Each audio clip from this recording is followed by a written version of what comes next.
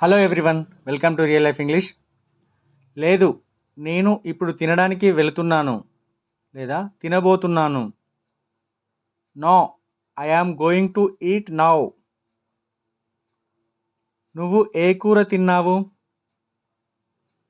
Which curry did you eat? నేను పాలకూర తిన్నాను.